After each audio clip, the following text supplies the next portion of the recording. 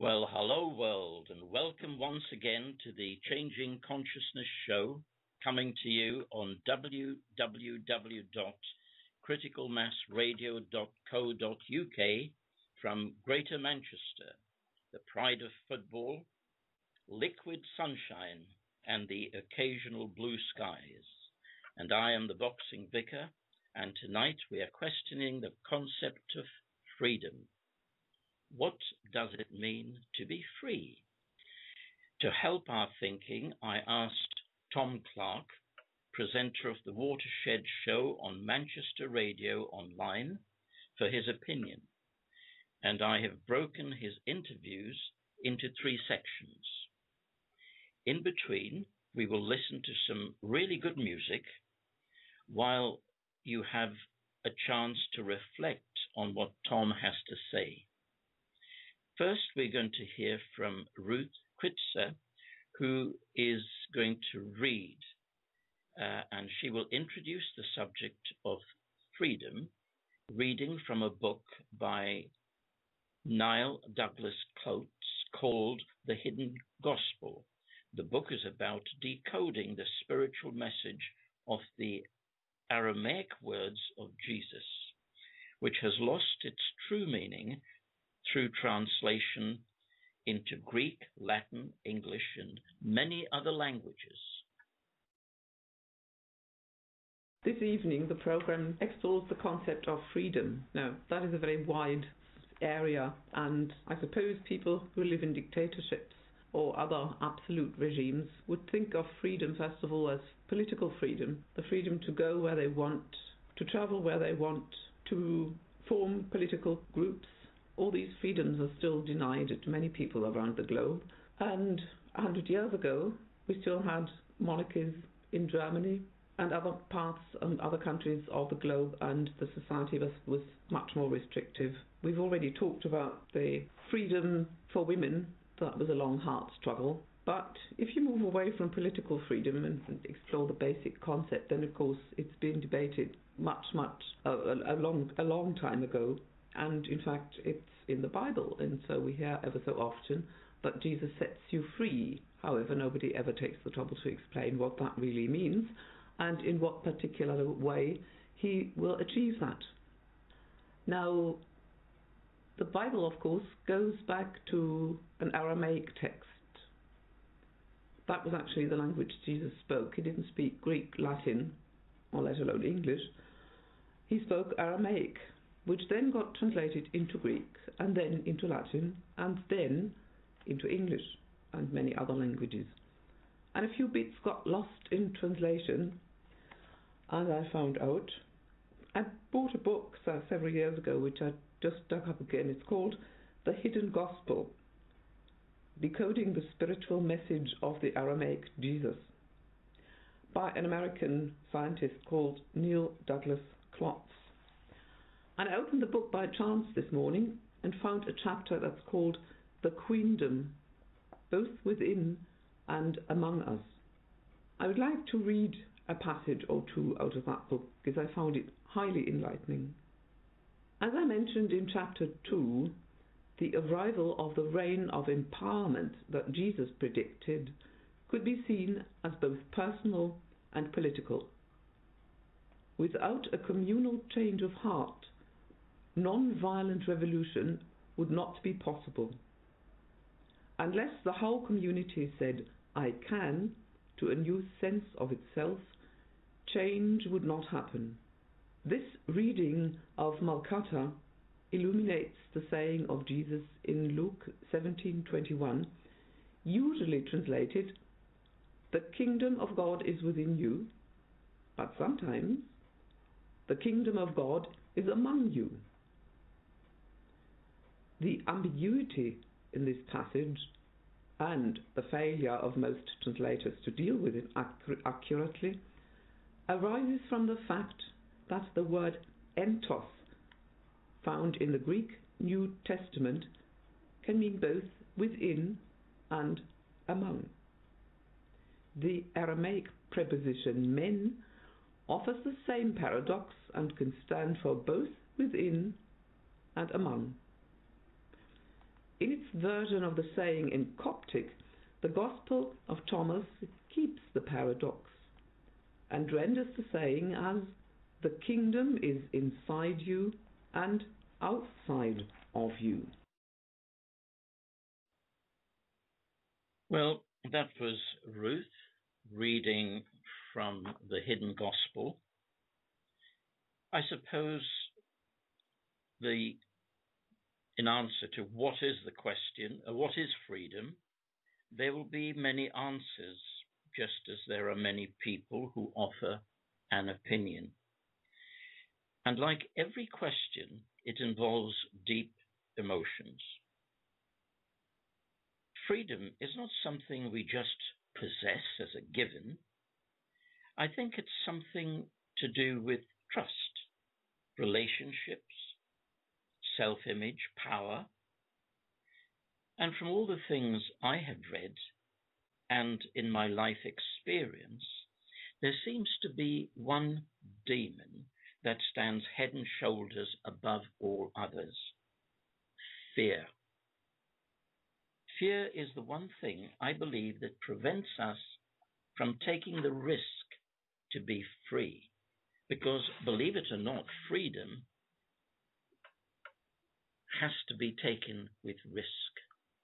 The philosopher Jean-Paul Sartre claimed that we all have the ability to be completely free.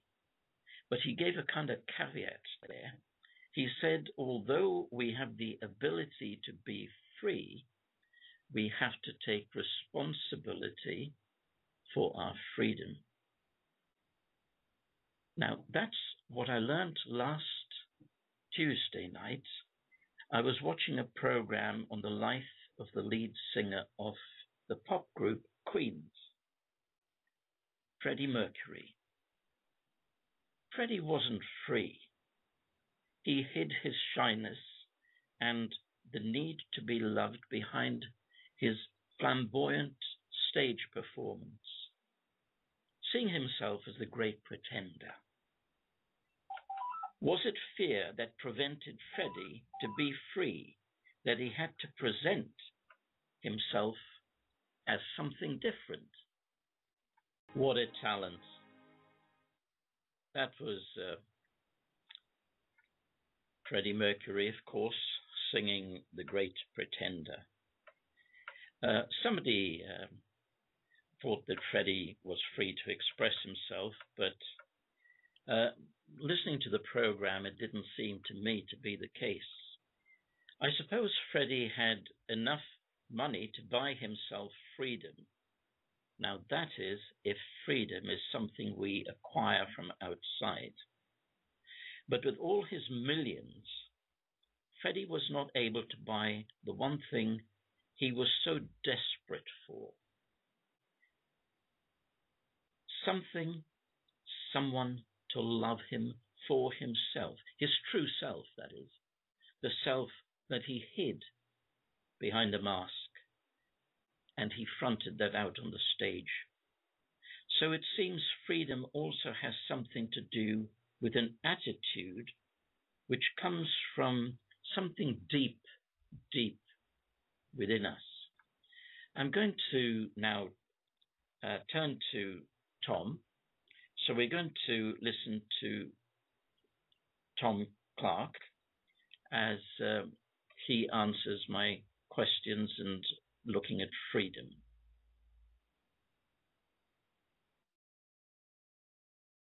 So Tom, what's your take on freedom? If we're talking it from a personal point of view, as an internal freedom, then I believe that, well, one way of looking at it is, for example, a Buddhist way of looking at it, total inner peace, using meditation. Of course, for Western society, that kind of behaviour is eccentric, to find inner peace, to sit for hours, maybe days at end, just trying to think about your breathing or trying to clear your mind, may be eccentric to, unusual to our sensibilities as a consumerist society. However, it is, I believe, the search for inner peace, which therefore equals inner freedom. if we look at freedom as an external sensation or experience, let's put sensation not the right word.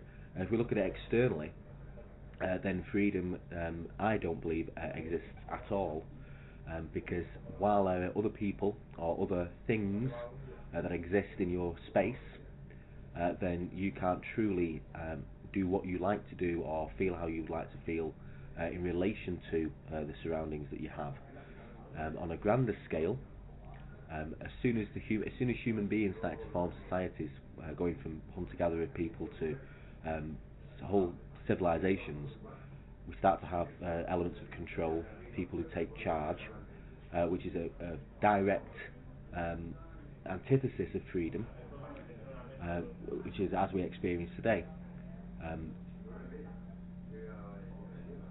I would use examples of throughout society, people have tried to associate freedom with external ideas, external motives, such as things like democracy. People believe that democracy is an expression of freedom, but of course. Tom, are you, from what you're saying, Yeah. are you saying that freedom is not absolute?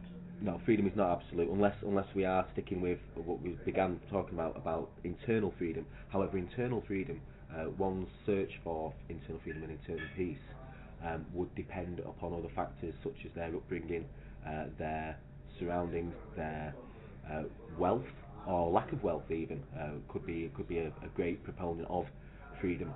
However, you do need to even ask the question. You do need to have some initial motivation to seek it. So when we talk about fighting for freedom, what do you think we're fighting for? We're fighting for control. When we go over to somewhere like Afghanistan, Iraq or Libya and say that we're trying to bring democracy, aka freedom, to the people, all we're doing is swapping one bunch of tyrants for another bunch of tyrants. That's what we've done throughout history of mankind. We always do things in the name of freedom, of peace. Peace is one of the great ones as well. Or we're going to bring peace to these people. No, what we're going to do is we're going to bring a new government to these people. So, do we assume from what you're saying, because we don't give answers, there's no absolutes in that sense, but are you saying in a way that we create an illusion by wanting peace or wanting freedom? I don't think we create the illusion, Brian. I think people in charge create the illusion, and it ties in perfectly with Western consumerism. We're free insofar as we're free to spend and buy as many products as we think we need that are advertised, and we're told that we need these things to enhance our freedom, our experience as human being. Whereas, of course, actual freedom would mean that you didn't have any desires to own the next gadget or have the latest item of clothing. True freedom would be being able to ponder questions like this, and to be able to do it to as greater or lesser extent as you wish to do so. So, taking up that line of discussion and thinking, yeah. Would you say more peace lies within us or outside of us? In other words, what I'm saying is that if it's outside and somebody suggests a stimulation, they're making us a sales pitch, and we fall for that, and we are controlled from the outside. Yeah, of course we are. It's not just a case of selling products. We're sold ideas. We're sold, politicians, things like people like that, are selling us concepts, selling us misconceptions about freedom and about democracy. So it's not just a case of products that we're being sold all the time. We're being sold things like religion. We're being sold what people would call morals. Well, of course, morals really are the kind of thing which should only be handed down, I believe, from parent to child, not from a state. Of course, we live in a micromanaged state. People always argue, for example, the Soviet Union was a micromanaged state, and that we, in comparison, were free. and yet, of course, I don't believe that's true at all. We're just in the same situation. It's just that we have one different set of consumerist ideals, and they have one different set of political, social ideals. Well, if you were confused at that, then and you guessed that that was actually Oscar Harris singing "This Is Our World," well, yes, you've won the first prize of basically nothing. That's just a bit of finger trouble my side, but that's life, isn't it? It doesn't always work out as we plan it to. Well, I hope this one does, because we're now going to turn back to Tom, and we're going to hear what he has to say, continuing his thoughts on freedom. Tom, are you free? Not at all. What prevents you from being free? Responsibilities, which I do not regret. I don't regret having responsibilities. Apart from that, there's a lot of things that should restrict my freedom. For example, finances, debt, living where I live and being not trapped, but living in those certain environments. However, those I don't feel trapped by them. I do feel free because I don't feel confined by financial problems. I don't feel that debt, for example, is a genuine issue. It's a made up ideal of because it's nonsense. I don't really feel that any of that matters. I can find my inner peace, my inner freedom. However, to fully find that inner freedom, I would not have any responsibilities externally for me to be able to fully indulge myself and to explore my true free thinking. Do you believe that freedom can be had without responsibility, by what you say? Yes. If you have no responsibilities and you were to basically live off the grid, and what I mean by that is to say, right, okay, I'm going to take my bag, I'm going to take some clothing, I'm going to do whatever, maybe take a tent, and decide that I'm just going to go and wander. I'm just going to find food when I find it, sleep when I want to sleep, go to the toilet when I go to the toilet, things like that. Don't pay bills, don't pay tax, certainly don't pay tax, don't pay rent, and don't live within the rules of what we are told is society, because society equals lack of freedom. Do you think that's a reality, what you've just said? Do you mean, do I think that's possible? Yes. I do think it's possible. Very much so. I find it difficult to agree on that one. Mm-hmm. I can see what you're saying, but I find that freedom actually has to contain within it responsibility, because otherwise I can't see anyone being free if they travelled in that way, of just expecting to eat when you've food has to be either purchased or stolen or something. I'm saying foraged. And we're using words. Mm-hmm. Forage. You could forage a field, mm-hmm. but the field is owned by somebody. But again, that concept though of possession, of owning the land. How can a person own land? Actually own it. The person doesn't own land. The land has been there since humanity never existed, way before humanity ever existed. And that is a pretty accurate statement. Mm-hmm. But somebody who has to actually dig that land and spend time working and buying seed does that for their benefit, not for it to be foraged. But I'm not necessarily talking about even foraging off farmland. I'm talking about natural woodland, natural the sea, for example. There's plenty of people that do it. It's it's becoming more of an in vogue thing at the moment, especially because of the recession and things like that. But for many, I mean, as someone who's read the Bible, Brian, you'll be familiar with people that have wandered and just found life, found things as they come to them. There are people that have gone off on great odysseys where they found themselves walking through Nepal or the Himalayas and living that kind of lifestyle. It may not, it may seem unusual to us because we are again trained to believe that you have to have a fixed abode, you have to have an income, you have to have bills to pay, and you have to be a consumer. And I'm saying that we don't have to do that. It's harder to do that with the more people around in the world. However, it can still be done. Okay. So we can see that if we take it as an individual point of view, and there's only you or maybe 3 or 4 people living in the world or in a big community, we're now looking at what does freedom mean within community, and who bears responsibility within that community. How do we work together when we're talking about a collective freedom? You see, I think that's an oxymoron.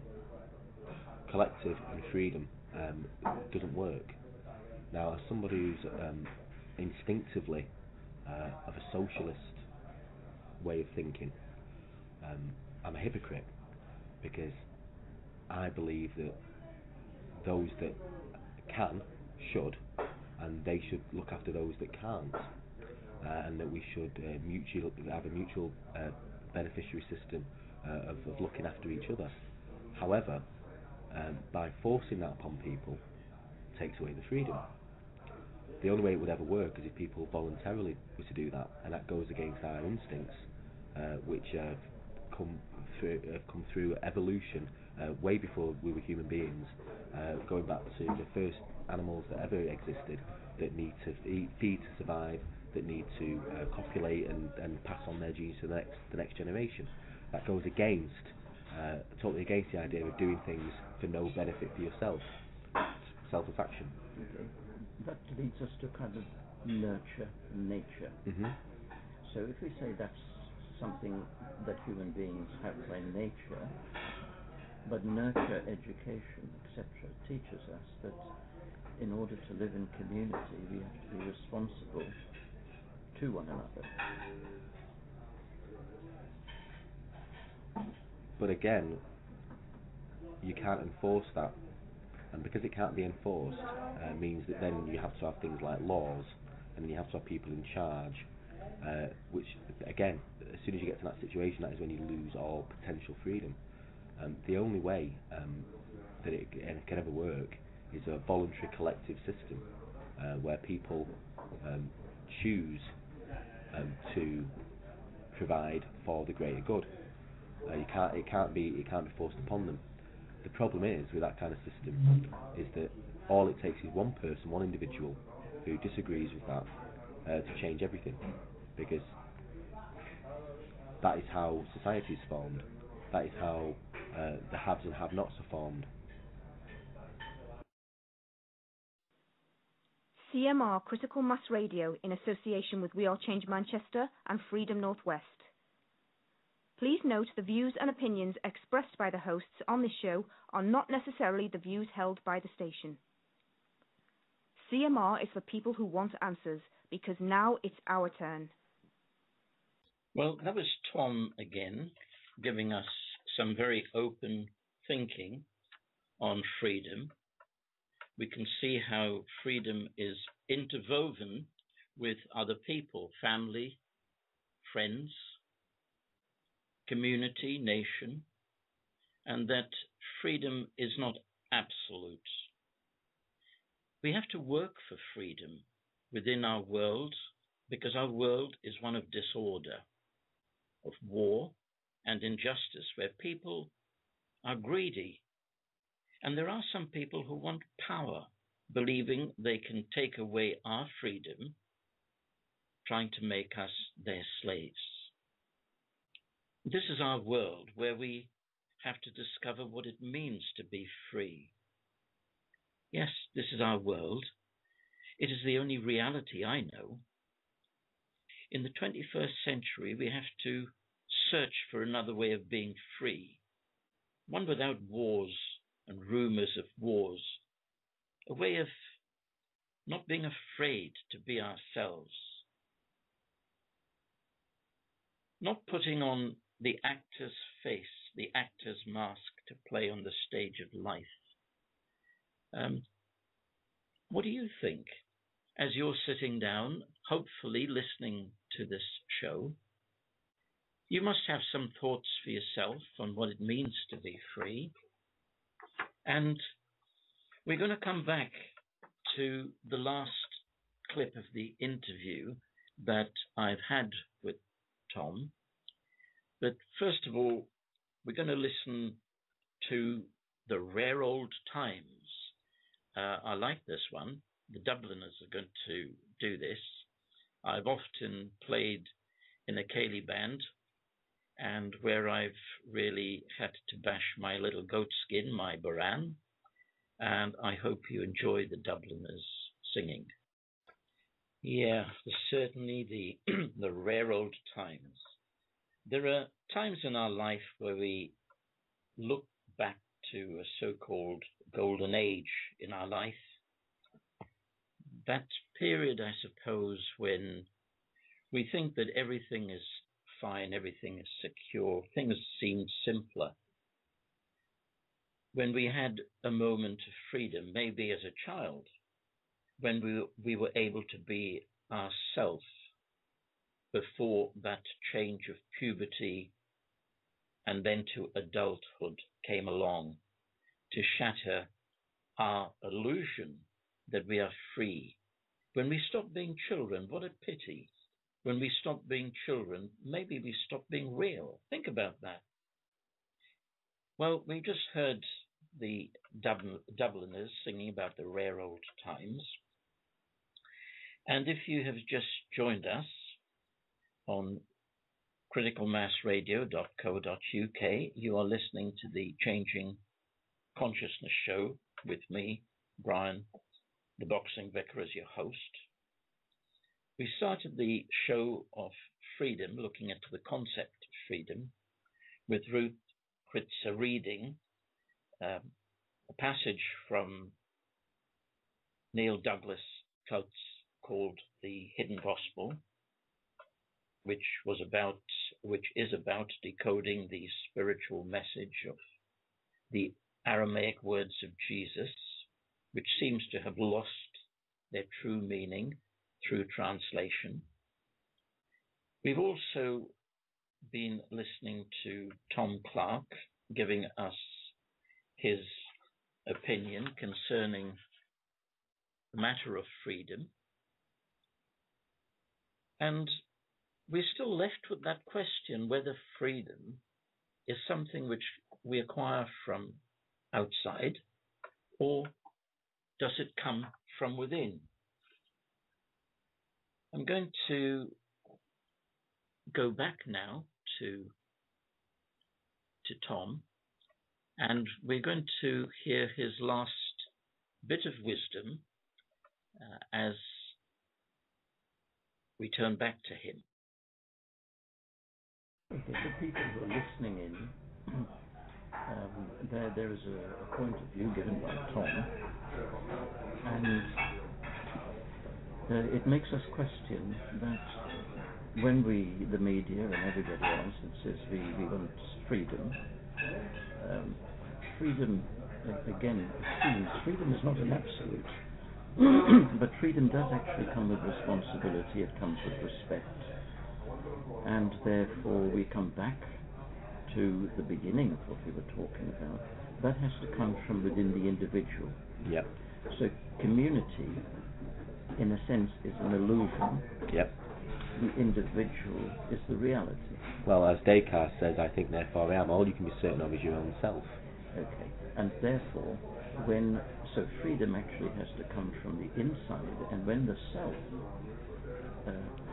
is comfortable with living with the self, and that is multiplied and made community, then community becomes ordered.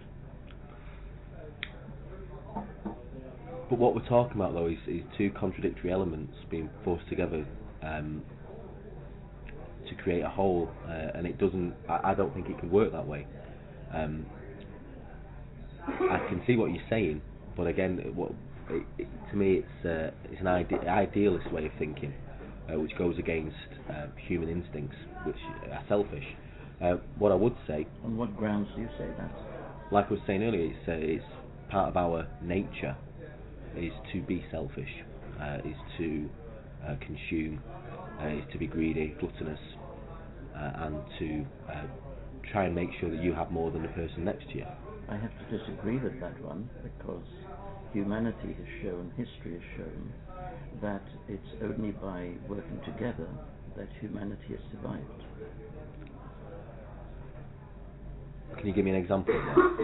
You were here, I am here. We weren't destroyed by the Ice Age, we weren't destroyed by the animals, because as gatherer hunters we realized that our attributes lay in actually sharing the responsibility and working together. But you could say that about any species. You could say that the ant hasn't been wiped out. No, ants work together. Okay. You could say that. Good point. What about? Okay, let me try the shark. The shark, the most solitary of all animals, creatures. Shark works alone, lives alone. Shark thrives on its own. It can't do that because it has to mate at some stage, and it has to have.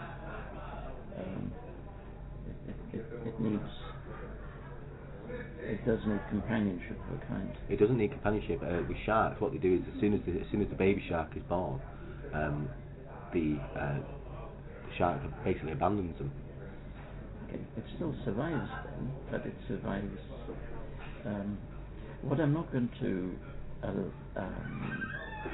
follow you in you leading me up a garden path. No, I'm not trying to do that. And because I know you're good with words, and you enjoy the banter, and you enjoy the thought process.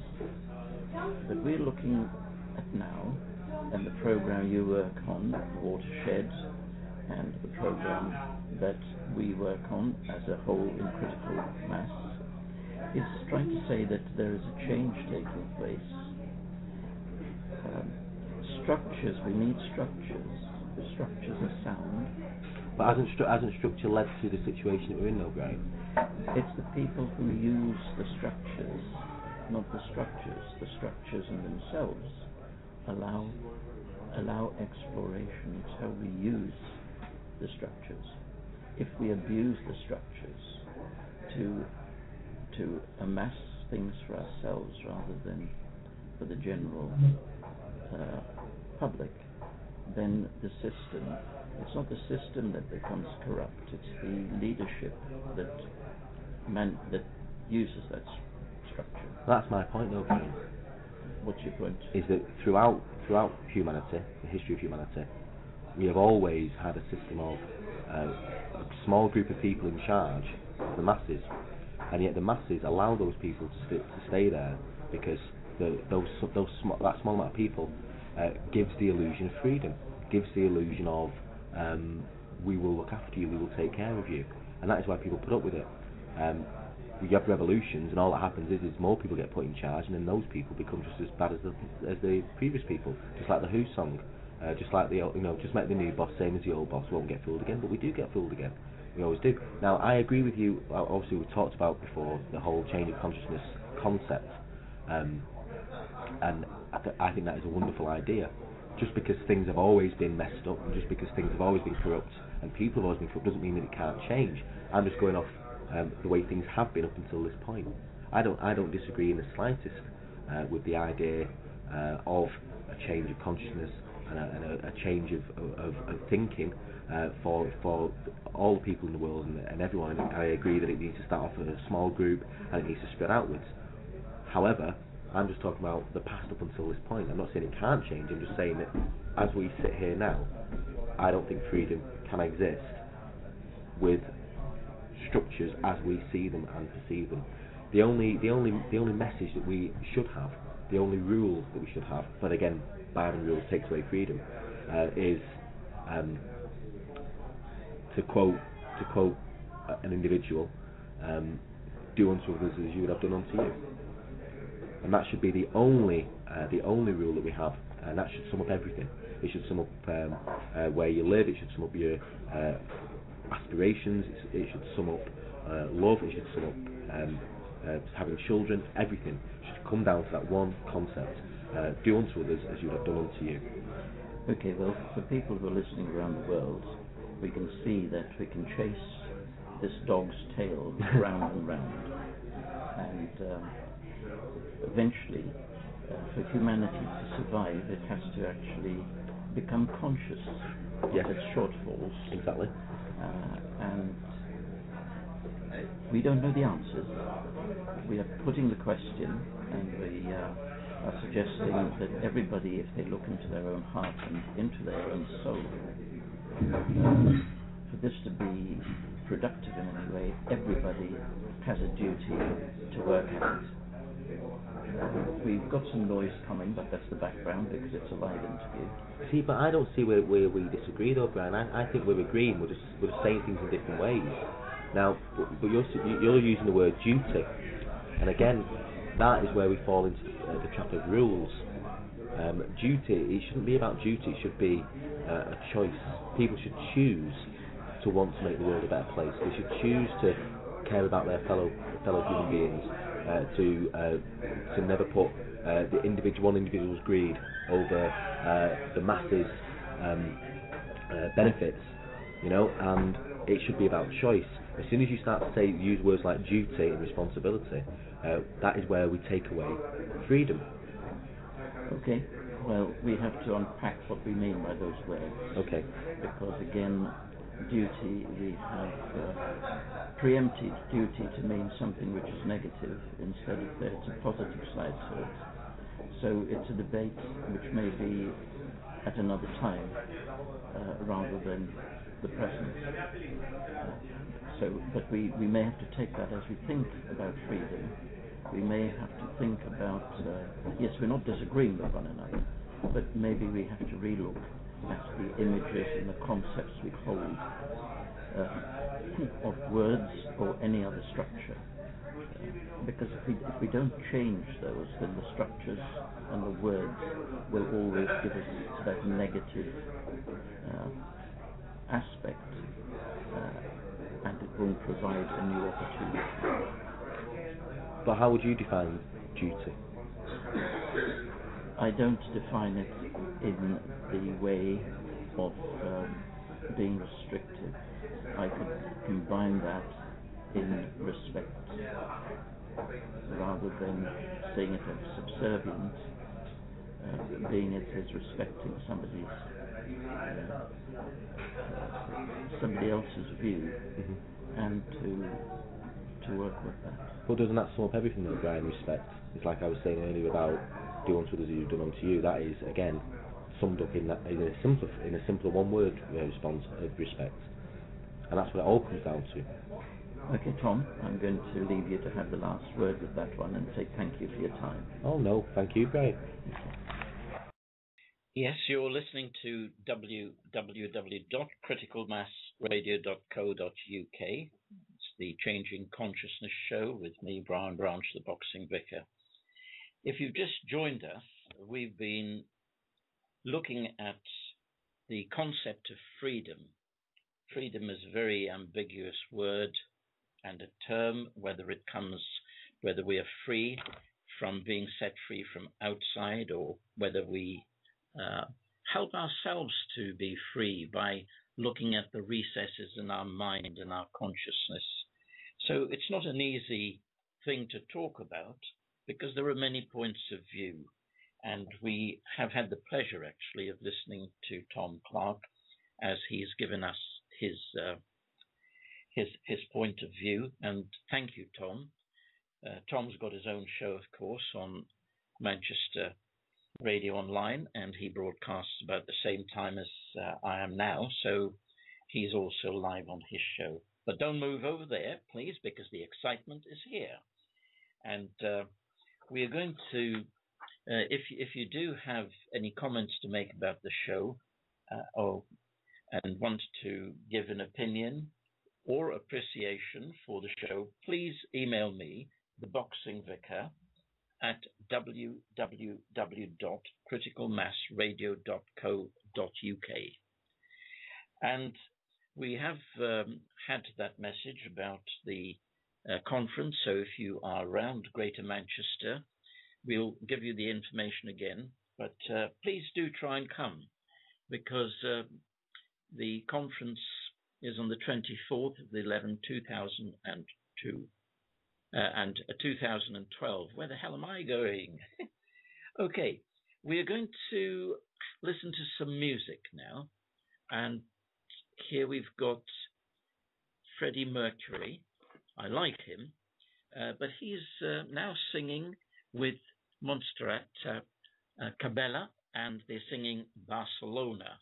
Well, we've been looking at the concept of freedom, and from what we've gathered so far, it's a very difficult concept to relay outside as a singular because it's so nebulous.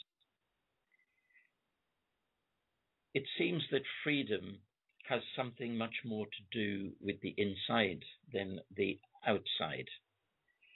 And I don't know if I haven't pronounced this man's name correctly. I believe it's Huyen Chai Tihen.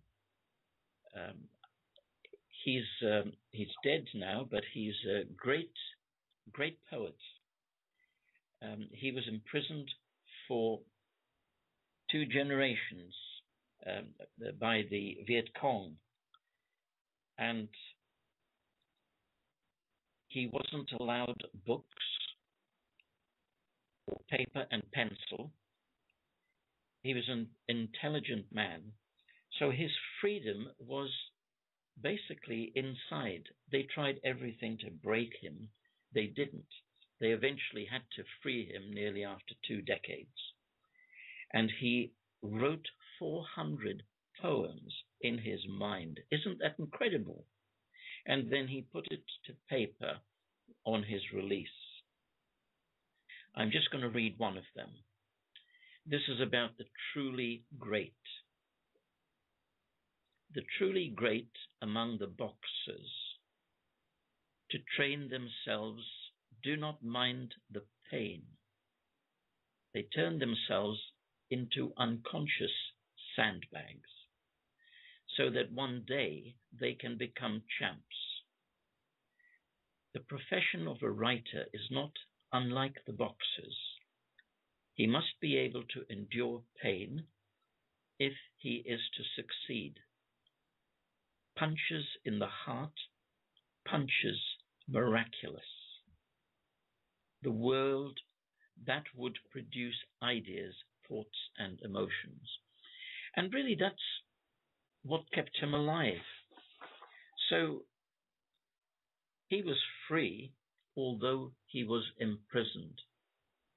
And I think that tells us something about freedom. I hope it does to you, because if we are going to be free and we want to change the world, we have to do that together. It's only working in partnership, working with one another, learning to trust. These are the things, the basic things is trust, respect, love, being honest. And those are the things that we don't have in the world. What we do have is the opposite to that. We have lies. We have people who want to imprison us. We have people who use conspiracy theories to kind of dupe us, to hoodwink us. Now, Critical Mass Radio is a station which is about change. It's talking about awakening us as people who are capable of being free. But we also have to be responsible for our freedom. And I hope that all of you listening around the world, somewhere along this evening, have taken some thoughts of what Tom Clarke has had to say. We will be kind of bringing this thought pattern to not a conclusion, but for this evening, the ideas, we're going to try and formulate that in the last reading, which Ruth will do. But before that, we're going to have some more music. The time is now about 20 past 10, and if you've just tuned in, you're listening to the Changing Consciousness show with the Boxing Vicar as your host. And if you have missed the show, then you could follow it on the podcast tomorrow if you log into www.criticalmassradio.co.uk. If you do want to make any comments on the show or give an opinion, please email me, the Boxing Vicar, at www.criticalmassradio.co.uk. That is the Boxing Vicar at www.criticalmassradio.uk. We've been looking and thinking on the concept of freedom, and we've heard from Tom Clarke his views on freedom. And now we are going to have another reading from the Hidden Gospel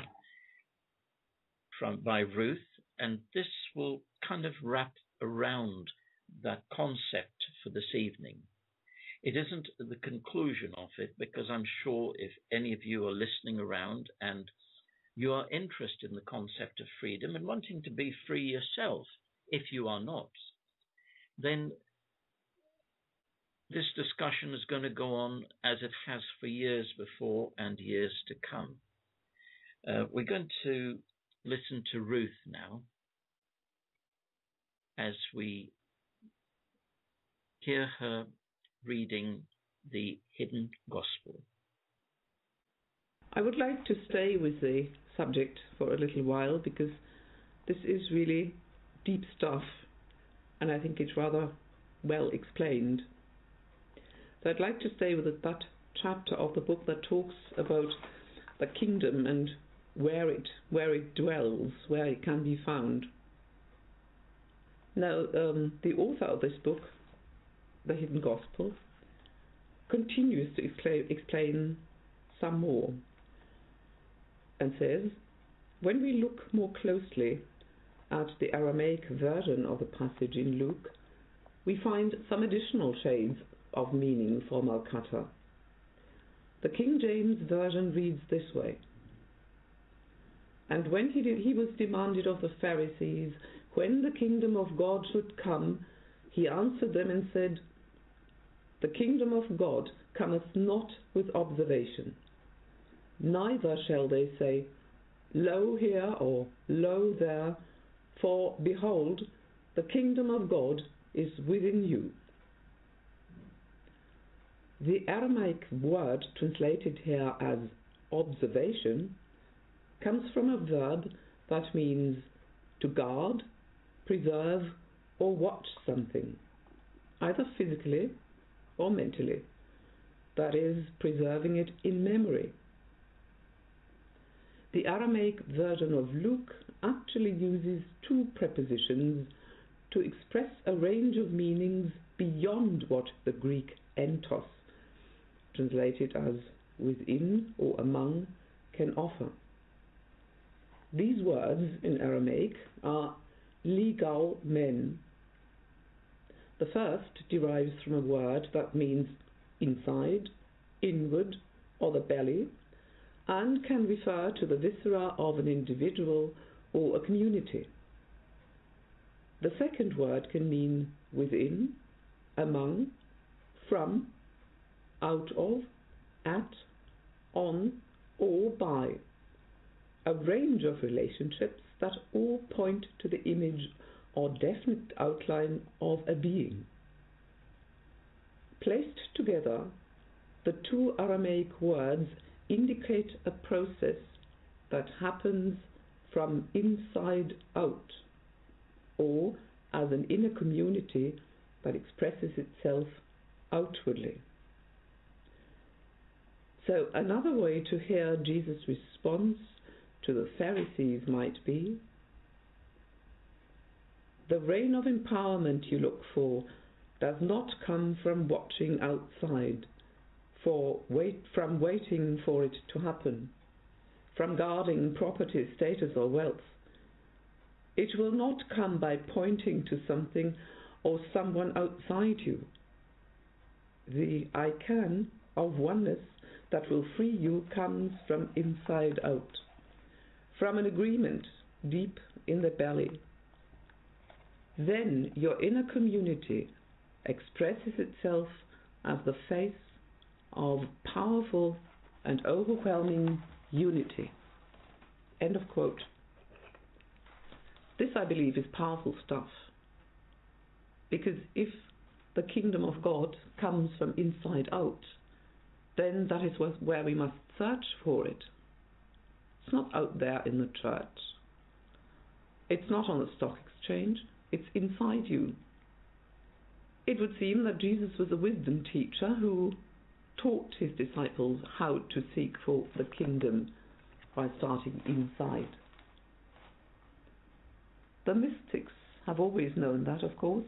It's still in Zen Buddhism. It's also in psychoanalysis. So the knowledge about that has never been lost, but it has never been popular. Because people who have found their true selves, or the kingdom of God, or whatever you'd like to call it, within themselves, do not need the authority of either the church or the state or anybody else, and that may be a dangerous thing.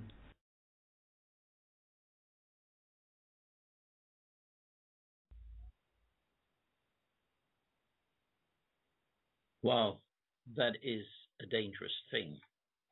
An inside-out kingdom. That, I think, is scary, and that's what scares people who want power or control. Because they don't want us to be free, they want us to hold us by fear.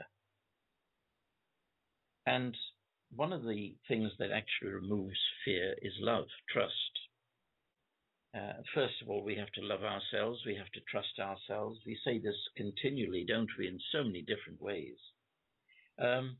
So if we are going to change the world, then the change isn't coming from outside into us, but it's coming from us into the world.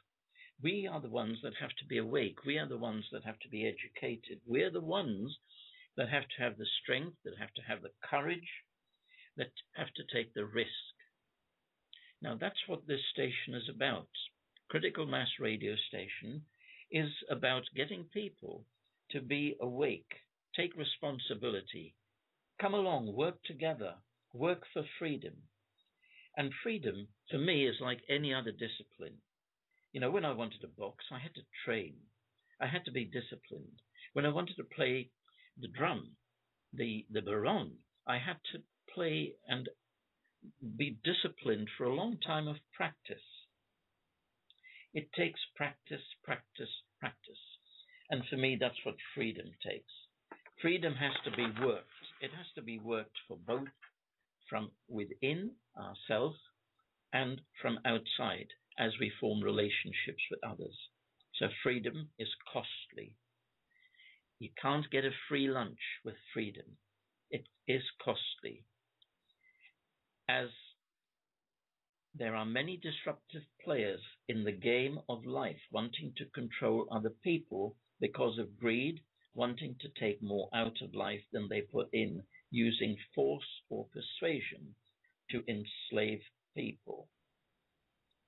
If freedom is something we can develop from within, then that is our personal possession. It's ours.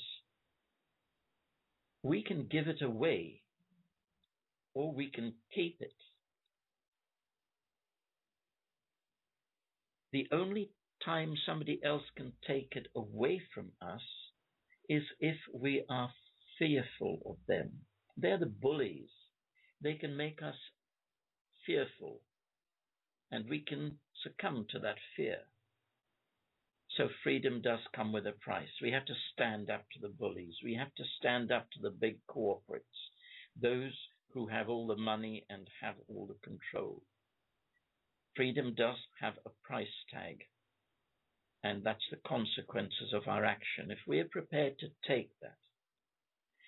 And note, from all that's been said this evening, when we take action, others can segregate us from themselves. They can abandon us because we are different. They can put pressure on those. The Changing Consciousness show asks us to ponder the paradigm shift taking place in the world. And please be prepared to take responsibility, to accept the consequence of seeking true freedom.